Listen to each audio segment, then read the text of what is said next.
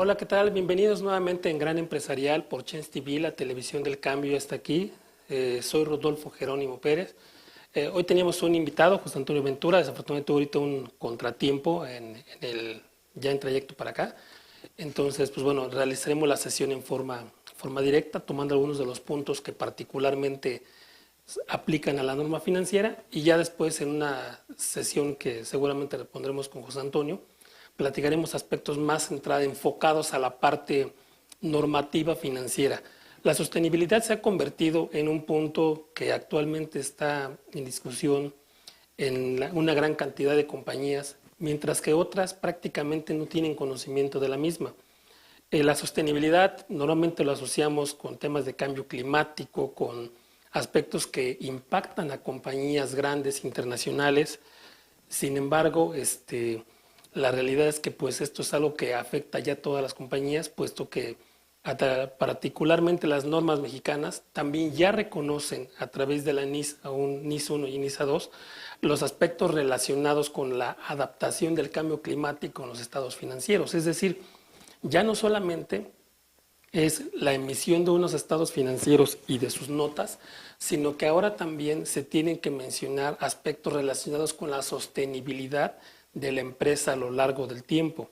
Y este es un tema que vamos a platicar primero desde la parte normativa, cómo surge este tema de la sustentabilidad, haciendo un repaso de la parte internacional en materia normativa. Y bueno, particularmente pues dentro de los antecedentes que hoy llevan a imponer esta normatividad en los estados financieros, tiene su origen, por supuesto, de manera internacional.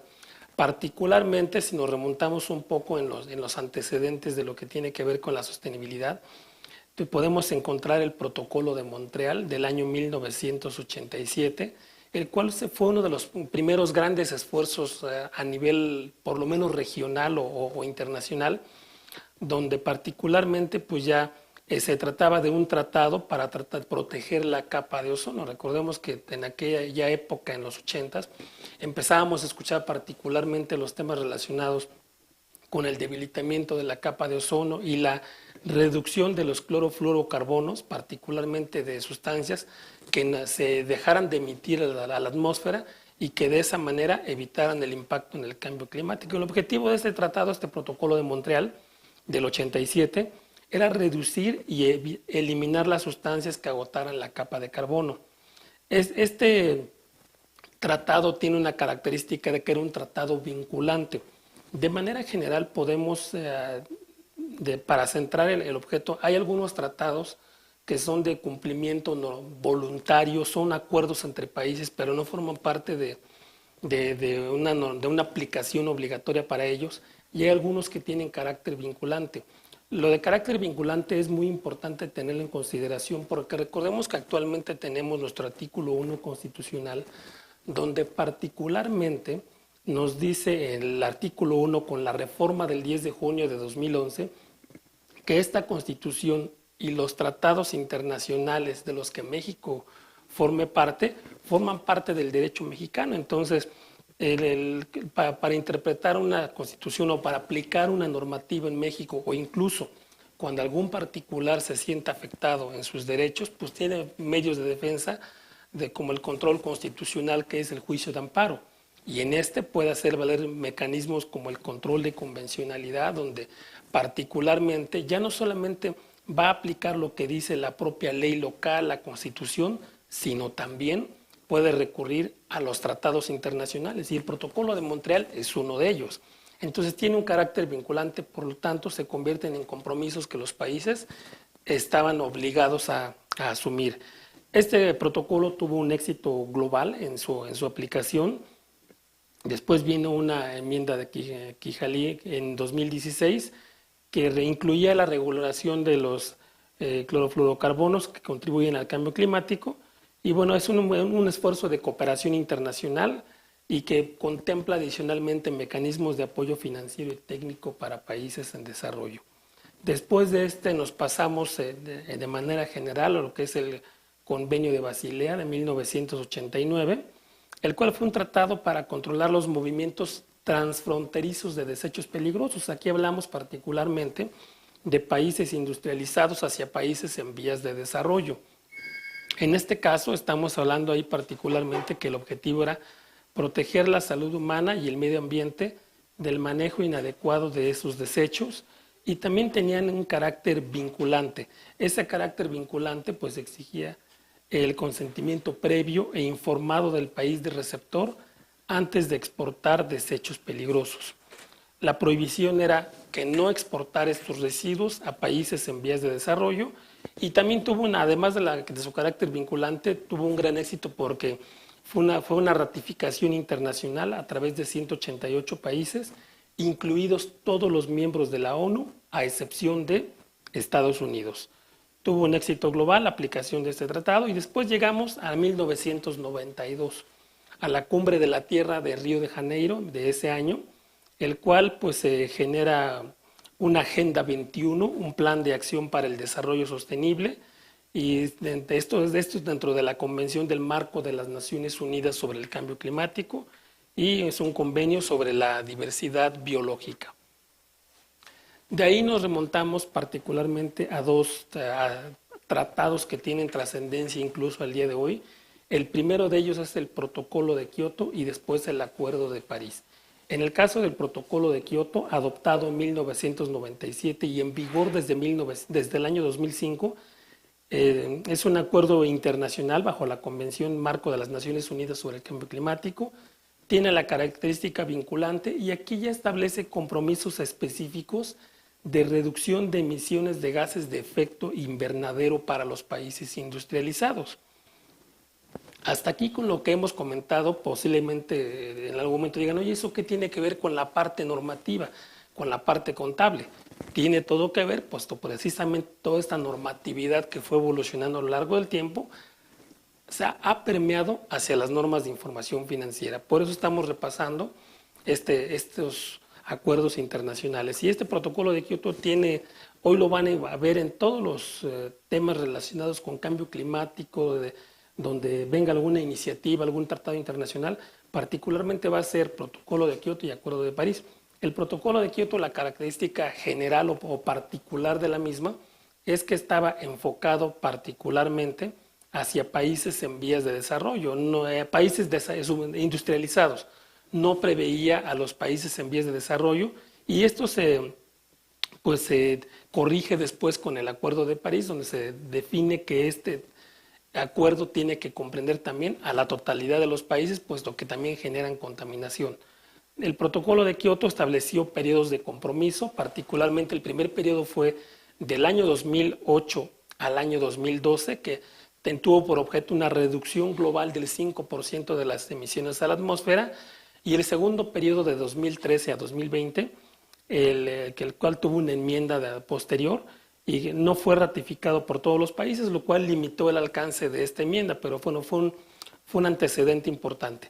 Y de ahí llegamos al llamado Acuerdo de París del año de 2015, que es un acuerdo que tiene plena vigencia incluso en México, en los planes de desarrollo, en todas las normatividades ambientales que se han desarrollado en México tienen que ver con la regulación. Van a encontrar particularmente este acuerdo, el Acuerdo de París de 2015. Igual es un acuerdo global para combatir el cambio climático, pero con la particularidad que, a diferencia del Protocolo de Kioto, en el Acuerdo de París dice, ya no podemos considerar solo los países altamente desarrollados. Esto aplica también a países en vías de desarrollo. Y el objetivo es, tenemos que limitar el aumento de la temperatura media mundial a menos de 2 grados centígrados, idealmente 1.5 por encima de los niveles preindustriales, a fin de evitar todas las consecuencias que desafortunadamente pues hemos visto en los últimos años, ¿no? Empezando ahí, entre otros, por ejemplo, que ocurrió con el estado de Guerrero, en Acapulco y otras entidades, lo que pasó recientemente en España, y así como otros eventos donde particularmente ese cambio climático pues origina efectos que nunca se hubiesen visto, ¿no? Como hielo en el desierto, que recientemente también ocurrió. Entonces este acuerdo era un esfuerzo donde comprendía ya países industrializados, países en vías de desarrollo, y también es carácter vinculante, es decir, obligatorio en términos de presentación de compromisos. no establecía métricas particulares de medición por cada país, pero sí se estableció que tenía que haber compromisos por parte de todos los países firmantes a efectos de adoptar medidas que redujeran el impacto del cambio climático. Cada país establece sus propios objetivos, no hay una norma particular para ello, pero cada 5 años estaba sujeto a revisión y comprendía diversos aspectos, entre ellos el financiamiento climático, que es los países desarrollados se comprometen a movilizar 100.000 millones de dólares anuales para apoyar a los países en vías de desarrollo en su adaptación y migración. Los países deben reportar sus avances y planes de reducción de emisiones. A diferencia del protocolo de Kioto, aquí es una aplicación global y también se establecen compromisos cada vez más ambiciosos, siguiendo el principio de responsabilidades comunes, pero diferenciadas. Pero cada país tendría que imponer sus propias métricas. De este tratado en particular, derivan, aparte de los impactos en la normatividad financiera, derivan 2 aspectos particulares. Uno de ellos son los impuestos ecológicos, que seguramente los han escuchado en algún momento en la aplicación de normativa que, oye, en tal estado tienen un impuesto por descarga de aguas residuales, en tal esta entidad. Actualmente son 3 estados donde se tienen estos impuestos que por la emisión de gases a la atmósfera. Oye, pero ¿cómo lo miden? Bueno, pues en el caso de gases a la atmósfera, pues la regla particular es el dióxido de carbono. Entonces, si una entidad arroja metano o arroja algún otro gas, pues se convierte en su equivalente a dióxido de carbono en toneladas, tiene un equivalente en cuanto al nivel de contaminación y en función de eso hay una tarifa, por ejemplo, en la Ciudad de México todavía no está, pero en las legislaciones de algunos estados ya tienen el Estado de México ya tiene este impuesto, en el Código Financiero del Estado de México y así en algunas otras entidades, son 11 entidades que actualmente lo tienen y que graban particularmente las actividades que generan un alto impacto ambiental, como las emisiones de gases de efectos de invernadero y generación de residuos, incentivan a las empresas y personas a reducir su huella ecológica. Y el segundo instrumento son los certificados de carbono, que particularmente permiten a las empresas y países compensar sus emisiones de carbono a través de la compra de certificados que representan la reducción de toneladas de dióxido de carbono. Aquí particularmente su servidor ha tenido oportunidad de participar en proyectos específicamente focalizados para el sureste de México, un proyecto que nos llevó más de 8 meses y muy interesante, precisamente relacionado con todo el tema de la implantación práctica de los certificados, no solo desde el punto de vista financiero, porque ese es a veces el riesgo de enfocarlo únicamente por la parte financiera. Aquí requieres tener biólogos, requieres tener maestros en cambio climático, el equipo con el que participé y participo actualmente tiene este expertise donde particularmente puedes entrar desde todas las aristas en temas de antilavado, en temas legales, financieros, lo que tiene que ver con la sustentabilidad o la implantación, por ejemplo, de la generación de residuos, que era lo que mencionamos. Una entidad puede en algún momento dado decir, pues yo genero, no sé, 10.000 litros o 10.000 litros diarios de agua, ¿no? que utilizan. Bueno, ¿cómo la puedes optimizar? Una de esas fuentes es, por ejemplo, la creación de una olla captadora. En la fundación tenemos el biólogo que realmente es quien se involucra en todo el proyecto y eso te permite captar el agua de lluvia y utilizarla como un medio de ahorro en recursos naturales. Entonces, es parte de los esfuerzos de sustentabilidad. No solo es la parte de revisión de la norma financiera, sino también el cómo lo vas implantando. Entonces, decíamos que los instrumentos son los impuestos ecológicos y los certificados de carbono. Aquí particularmente es cómo compensas el efecto del cambio climático. Si eres una entidad que estás arrojando 10.000 toneladas de dióxido de carbono, pues te puede impactar incluso en tu desarrollo como entidad. Y lo hemos visto en empresas que se han intentado establecer en México, una de ellas de automóviles incluso en Monterrey, que bueno, finalmente parte de las razones que se manejaron por las que no entraron es el consumo y uso de residuos. ¿Cómo te van a dar una concesión si está sobreexplotando los recursos. Una forma de mitigar el impacto es precisamente los certificados. Si generas 10.000 toneladas de dióxido de carbono y por otro lado inviertes en un desarrollo que genere certificados de carbono, ¿qué es esto? Un desarrollo de árboles nuevos, y cada tonelada de oxígeno nuevo es un certificado. Entonces, si contaminas 10.000, pero recuperas 8.000 con esos certificados, que es nuevo oxígeno, tu impacto climático es solamente 2.000 o puede ser cero, dependiendo cómo se involucren en los proyectos. Entonces, eso le da sostenibilidad a la empresa a lo largo del tiempo y es una de las medidas más importantes que hoy se pueden tomar. Y bueno, también en 2015, después del protocolo del Acuerdo de París, está la Asamblea General de las Naciones Unidas de 2015, donde se establecieron 19 ODS, es decir, Objetivos de Desarrollo Sostenible. Los que destacan particularmente son desde educación de la calidad, fin de la pobreza, energía asequible y no contaminante, la ODS 13, que es la acción por el clima, la 14, vida submarina, y la 15, vida de ecosistemas terrestres. Mencionamos solamente algunas de ellas, hay algunas, por ejemplo, relativas con la igualdad de género, la ODS 5, igualdad de género, que es un objetivo de la ONU, lo vamos a ver precisamente reflejado ya en las normas de sostenibilidad bajo las normas de información financiera en México o las normas de información de sostenibilidad en México. Después viene a nivel internacional el Pacto Verde Europeo de 2019, que es una estrategia de la Unión Europea para alcanzar la neutralidad climática en 2050, y el objetivo es convertir a Europa en el primer continente climáticamente neutro bajo las premisas de reducción de emisiones, economía circular, transición energética, ayuda financiera, biodiversidad de agricultura, etcétera. Aquí los mencionamos de manera muy general por la premura de lo corto del espacio, pero son temas que por supuesto cada uno de ellos se podrían analizar con un enfoque mucho más extenso. A nivel internacional también tenemos que voltear a lo que ha hecho nuestro vecino comercial, Estados Unidos, donde pues tiene la ley de aire limpio, tiene normas de eficiencia de combustible, ley de agua limpia, estrategia para energía limpia y clima, y algo particular es que durante el sexenio que recién termina, recordamos que en su momento en la administración anterior iban en contra de todos los temas de iniciativas ambientales. Con el presidente que está saliendo, Biden, se reincorporó al Acuerdo de París, que en un momento habían dejado de estar dentro de este acuerdo internacional.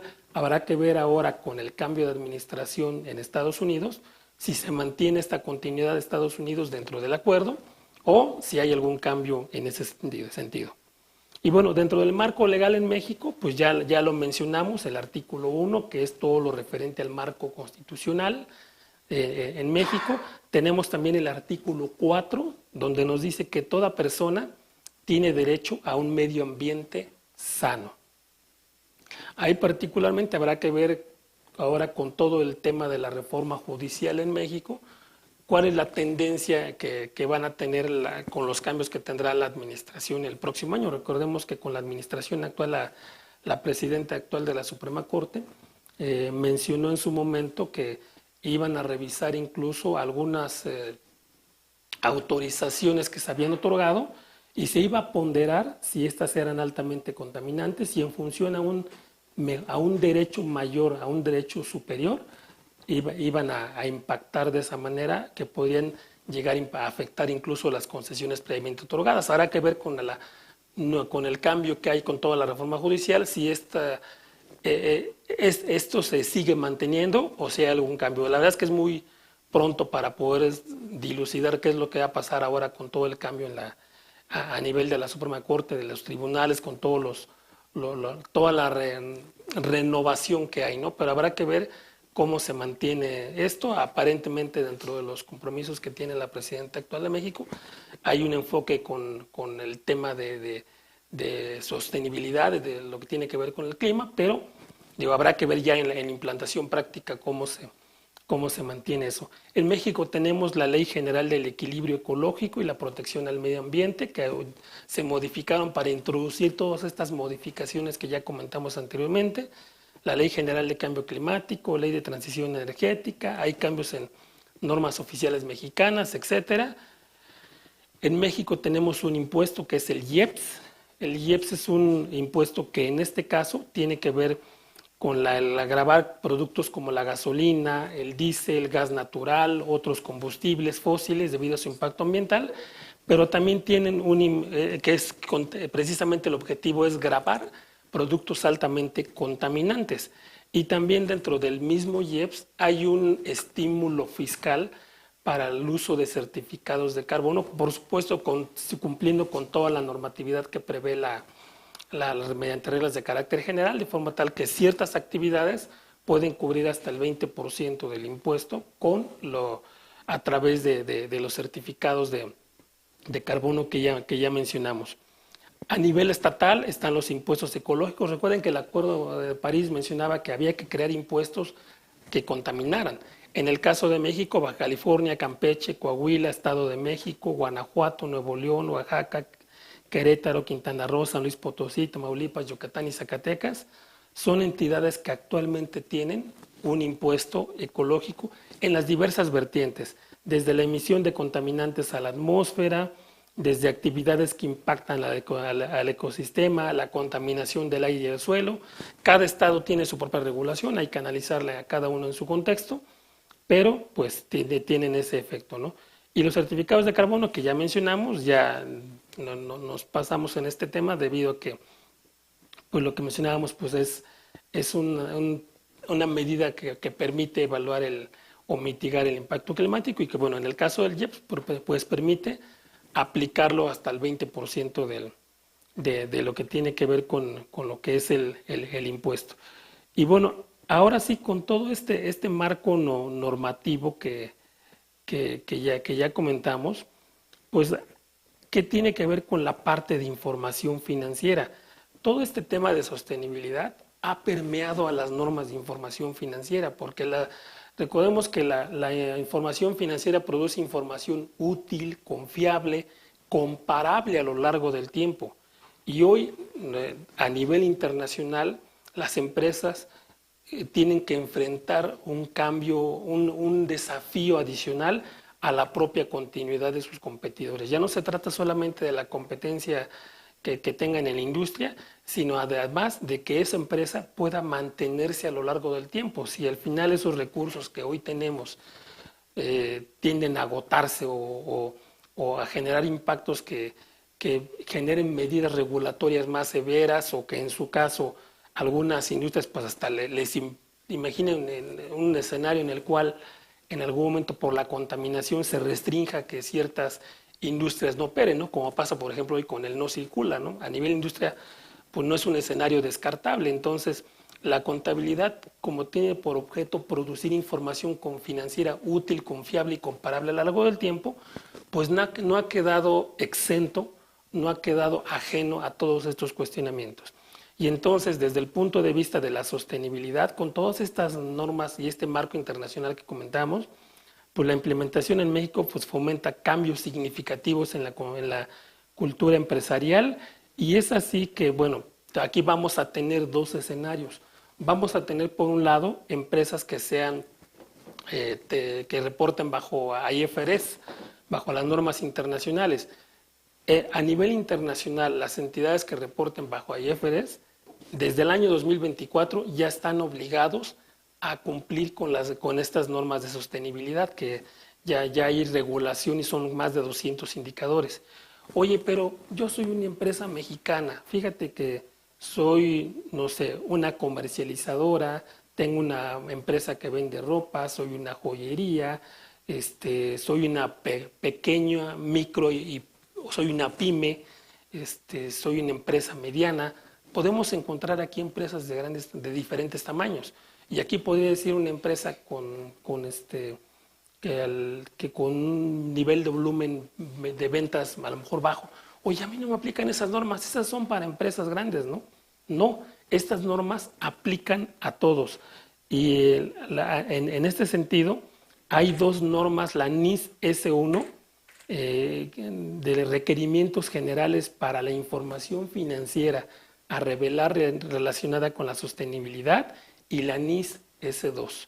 Estas normas podemos ver que no dice NIF, normas de información financiera, sino normas de información de sostenibilidad, y que para el resto de empresas que no reporten bajo IFRS, es decir, empresas mexicanas de toda índole, desde un pequeño negocio hasta un negocio grande, tiene que aplicar estas normas actualmente. Ya no solamente es decir, pues, ¿cómo está compuesta mi caja, mi banco, mis documentos por cobrar, mi inventario? Todas esas notas que hoy vemos dentro de los estados financieros, hoy hay que incorporar un elemento adicional, que es la revelación de normas de sostenibilidad bajo NIS S1 y NIS S2. La NIS S2 es información a revelar relacionada con el clima. En la NIS S1 el objetivo es revelar toda la información sobre los riesgos y oportunidades relacionados con la sostenibilidad que razonablemente pueden esperarse que afecten a los usuarios de los informes financieros de una entidad. Hoy ese negocio se va a poder mantener a lo largo del tiempo, va a poder cumplir con todas estas normas, y la información relacionada con el efecto del clima también tiene que revelarse. Y para tales efectos, hay actualmente en las normas de información financiera son una gran cantidad de indicadores, pero podemos dividirlos en dos grupos: indicadores cualitativos e indicadores cuantitativos.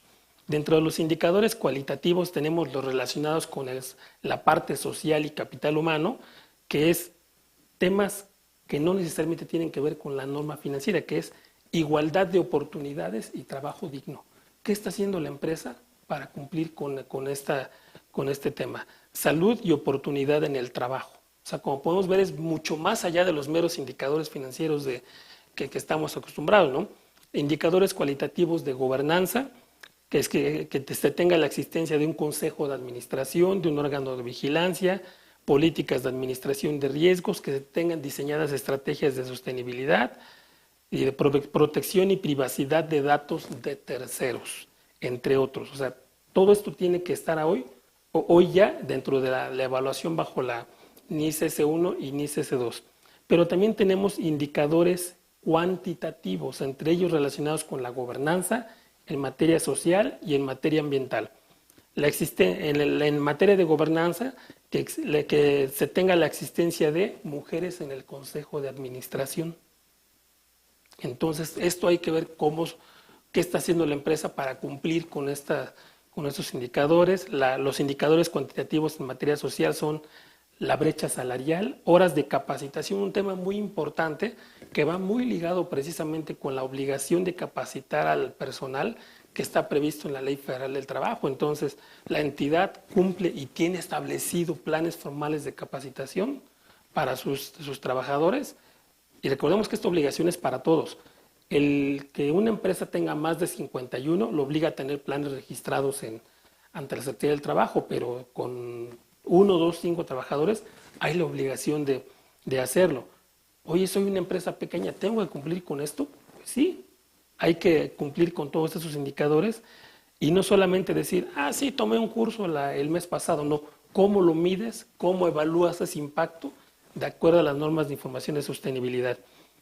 Cómo evalúa los accidentes y enfermedades de trabajo que causaron la incapacidad o muerte de los trabajadores. Pero tenemos también los indicadores cuantitativos en materia ambiental, que son los que ya mencionamos. La regulación o medición de tus emisiones de gases de efecto invernadero. Pues yo soy una empresa agro, yo no contamino. No, pues precisamente el sector agro, entre ellos las vacas, son los que más contaminan, las que más residuos y contaminantes arrojan a la atmósfera. Hoy es una empresa pequeña, todos contaminamos. ¿Cómo estás evaluando, cómo estás midiendo esos indicadores? El consumo de energía, tienes que medirlo también. La inversión sostenible, el reaprovechamiento del agua, que aquí está lo que mencionamos. Una de las formas de reaprovechar el agua pues es a través de las ollas captadoras, en el cual pues por un lado te permite el disminuir el consumo de recursos, pero por otro lado también el que puedas contribuir al desarrollo, al equilibrio ambiental, y también con las normas de sostenibilidad. Descarga de aguas residuales, eso hay forma de medirlo. Por supuesto, las entidades tienen deben tener ahí los indicadores, pero cómo los evalúas y qué estás haciendo para reducir ese impacto. Agua ingresada proveniente de zonas con estrés hídrico, residuos generados, residuos aprovechados y residuos peligrosos. Aquí está precisamente el tema de lo que ya mencionábamos, medidas como certificados de carbono, que precisamente pues, te permiten ir mitigando el impacto climático. Entonces, como podemos ver, realmente las reglas para la contabilidad están cambiando, evolucionan, tienen que ir creciendo a lo largo del tiempo.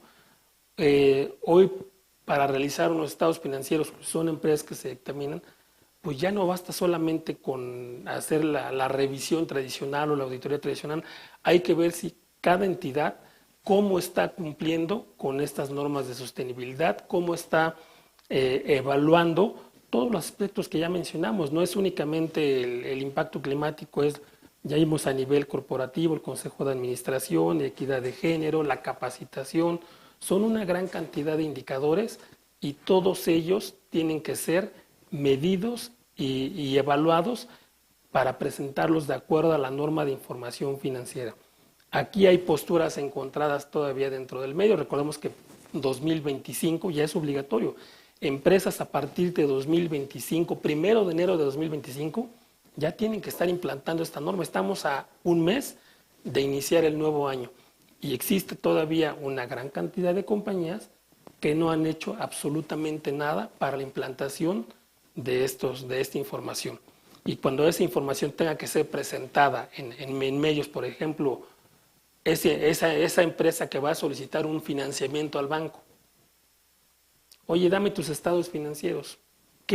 Oye, pero tus estados financieros no revelan que estés cumpliendo con las normas de sostenibilidad. Y eso puede influir en un mejor crédito o quizá en que nieguen un crédito. Entonces hay que evaluar no solamente los aspectos normativos de cumplimiento, sino también aquellos aspectos positivos que induzcan a la empresa a que tenga un mejor indicador en sus evaluaciones de desempeño, en sus indicadores de sostenibilidad y que permitan tener una mejor evaluación. Si requieren alguna información adicional, con mucho gusto les comento que estoy como parte de una fundación en la cual tenemos los biólogos, tenemos personal especializado en evaluación integral de este tipo de proyectos y con mucho gusto los podemos apoyar en este tipo de temas. Hoy existen diversos proveedores en el medio que también ofrecen estos servicios, pero al final se van a enfocar particularmente a la norma financiera, pero en la parte de implantación pues van a tener que voltear a ver cómo cubren estas necesidades dentro de la fundación. Ahí lo tenemos. Si desea más información, con mucho gusto, quedo a sus órdenes. Y bueno, espero que en la siguiente sesión ya pueda estar con nosotros mi invitado José Antonio Ventura, que además es una persona que tiene un conocimiento tremendo de lo que tiene que ver con la norma financiera. Fue exdirector de una Big Four, PwC. Entonces, espero que en la siguiente ya podamos contar ahí con su presencia. Por lo pronto me despido. Muchas gracias, que no se vayan, continuamos todavía en Gran Empresarial por Chance TV, la televisión del cambio está aquí. Síganme en mis redes sociales, en LinkedIn, Rodolfo Jerónimo o rodolfo.jerónimo@actiontax.com. Muchas gracias, nos vemos pronto.